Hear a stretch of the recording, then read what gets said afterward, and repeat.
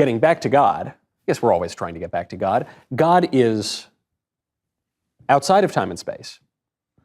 Well, God distributes over time and space, and there's some left over. Time and space is static. It's a display. Okay. Yeah. Imagine that you're a little homunculus inside a computer display, like the Matrix, for example, okay? God not only distributes over that, but there's a whole other domain where God exists. And that's the processing domain. That's the non-terminal domain in the CTMU. We're in the terminal domain, right? And most physicists, when they try to reason about the terminal domain, they reason under physical confinement. Okay, well, I can only look at physics, and I have to use what I know about physics, what I can observe about physics, to explain everything else that I explain.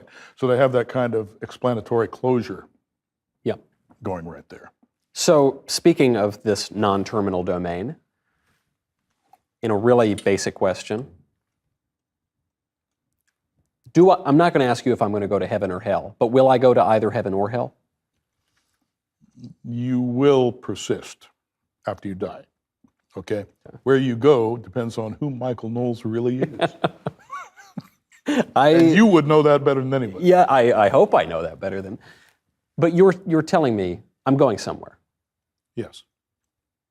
You're confident of that. I don't just evaporate. I don't just turn into oblivion. Well, you can.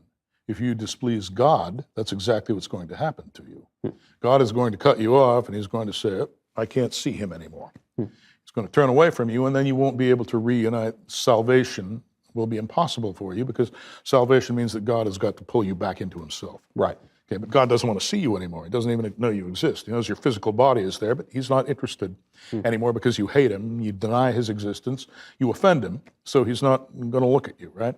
So now what happens? Well, okay, you're dead. You still want to live. There's something in you that still desperately wants to live, so it's still going to be there. What happens now?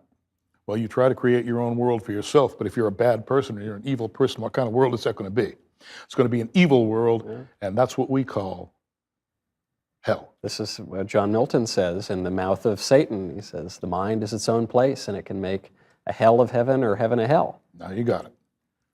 It reminds me of Dante also, this idea of God turning away. The very deepest part of hell is Satan frozen in a lake of ice of his own making because of the flapping of his own wings, because he's apart from the warmth of God. Precisely. Okay. That's the way it has to work.